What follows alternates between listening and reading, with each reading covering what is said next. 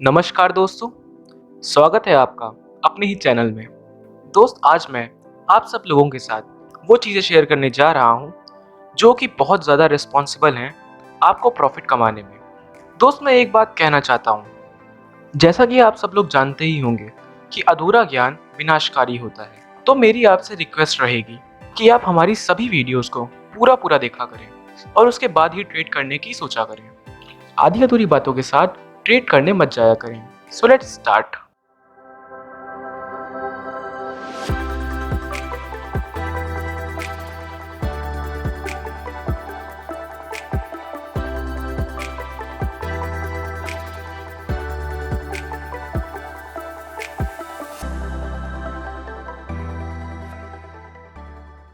दोस्त, अब तक हम लोगों ने स्टॉक मार्केट से रिलेटेड हर छोटी छोटी बेसिक बातें की हैं।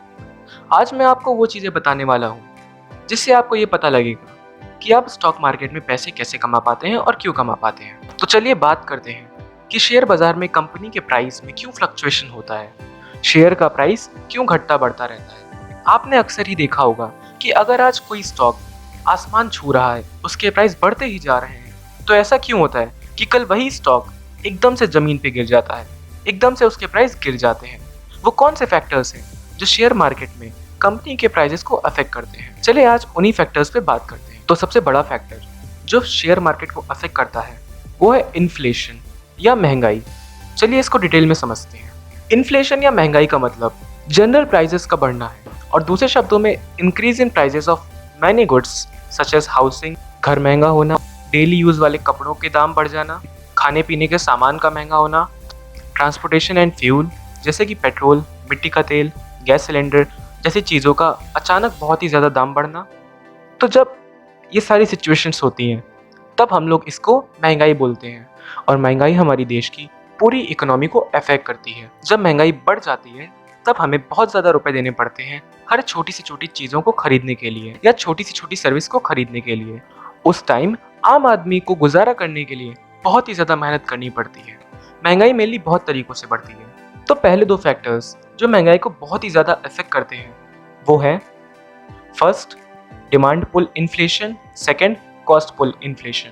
तो सबसे पहला फैक्टर डिमांड पुल इन्फ्लेशन। तो अब ये क्या होता है?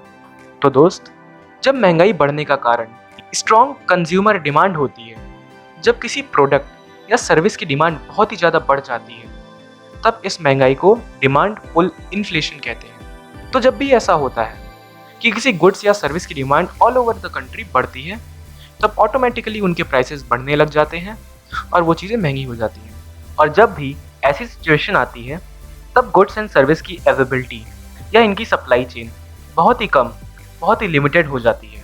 और जब कस्टमर्स देखते हैं कि ये ज़रूरी आइटम आसानी से नहीं मिल रहा है या इसकी सप्लाई कम हो रही है, तब वो उन चीज़ों को, उन आइटम्स को खरीदने के लिए कितनी भी कीमत देने को तैयार हो जाते हैं। चलिए एक छोटा सा प्रैक्टिकल एग्जांपल लेते हैं। तो दोस्त, आप सब लोग जानते हैं कि अभी पूरी दुनिया में कोविड-19 अथवा कोरोना वायरस एक महामारी बनकर उभर के आया है, जिसकी वजह से पूरी दुनिया में हाहाकार मच गया है। पूरी दुनिया की रफ्तार ठप सी हो गई है। ज़्यादातर देश लॉकडाउन में बंद है और भारत भी इस बीमारी से जूझ रहा है।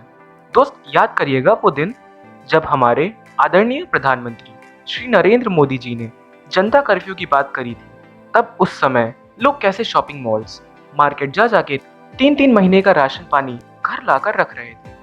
आम जनता की डिमांड इतनी बढ़ गई थी कि पूरे देश में कालाबाजारी होने लगी थी। जो सामान 10 रुपए का बिकता था, दुकानदार उसको 20 से 25 रुपए में बेच रहे थे। चीज़ों के दाम दुगने तीन गुने हो गए थे, और अभी भी कुछ शहरों में कालाबाजारी पूरी तरीके से जारी है, इतने स्ट्रिक्ट एक्शन होने के बावजूद। तो जब से लॉकडाउन हुआ और खाने पीने और दवाइयों की डिमांड बढ़ी, वैसे ही शेयर मार्केट में भी उतनी ही तेजी से उछाल आया।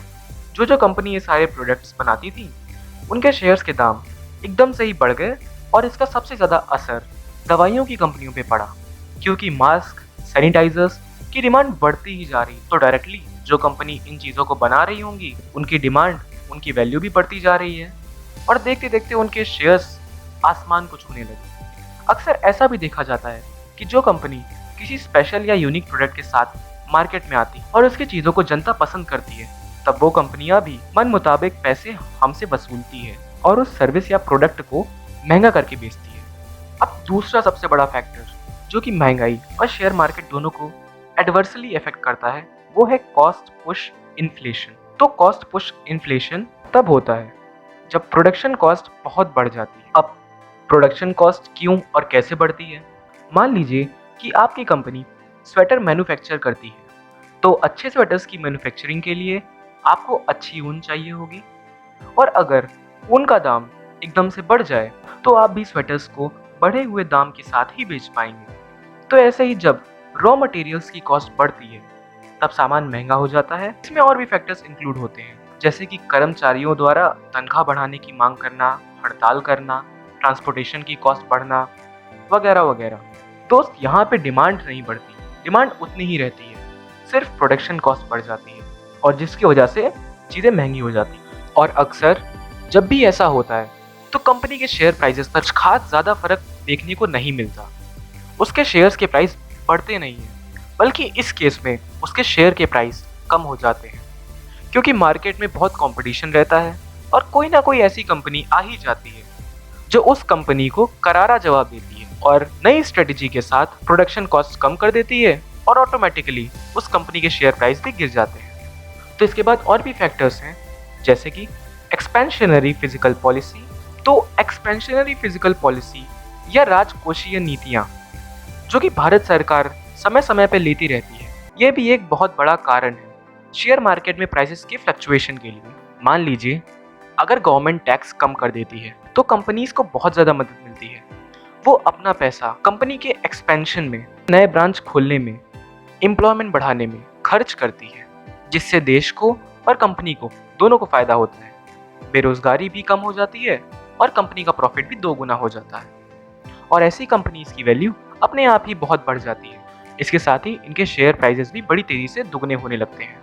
आपने हाल ही में देखा ही होगा कि मार्च महीने में यस बैंक की क्या हालत थी। यस बैंक कंगाली की स्टेज पर खड़ा था। बैंक पूरी तरह से बर्बाद हो गया था। जिस बैंक के शेयर्स 300 से 350 रुपए पर शेयर पे ट्रेड करते थे, उसकी कीमत मार्च 2020 को 6 रुपए पर शेयर के आसपास आ गई थी। बैंक पूरी तरीके से बर्बाद होने वाला था, और जिन लोगों का इस बैंक में खाता था उन सब का पैसा भी फंसने वाला था। लेकिन तब गवर्नमेंट ने इसमें दखल दिया और आरबीआई ने इस बैंक को बचाने के लिए एसबीआई और अन्य बैंकों से इसके शेयर्स खरीदने को कहा। तब जाके ये बैंक दोबारा से स्टेबल हो पाया, और उसी महीने में इसके प्राइसेस एकदम से बढ़कर करीब 90 रुपए पर शेयर के आसपास पहुंच गए थे। तो देखा आपने, गवर्नमेंट के सिर्फ एक फैसले ने कंपनी को और उसके शेयर प्राइसेस को कैसे अफेक्ट किया।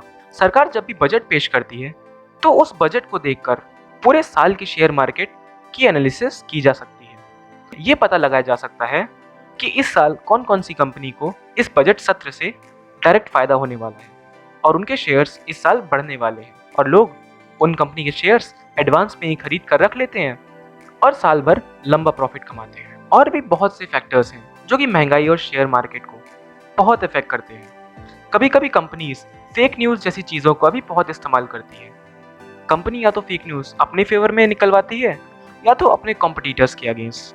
आप लोग तो इस चीज को बहुत अच्छे से जानते होंगे कि कैसे लोग किसी को बदनाम करने के लिए उसके बारे में छोटी अफवाहें एक दूसरे के सहारे फैलाते हैं। सेम चीज शेयर मार्केट में भी देखने को मिलता है। कंपनी न्यूज चैनल्स और न्यूज़पेपर्स के थ्रू फेक न्यूज फैलाकर दूसरी कंपनी को बदनाम कर देती है, जिससे कि उनकी वैल्यू कम हो जाती है और उनके प्राइस अपने आप ही गिर जाते हैं। तो दोस्त, ये तो मैंने आपको कुछ गिने चुने 4-5 फैक्टर बताए हैं जो कि महंगाई और शेयर मार्केट दोनों को ही अफेक्ट करते हैं।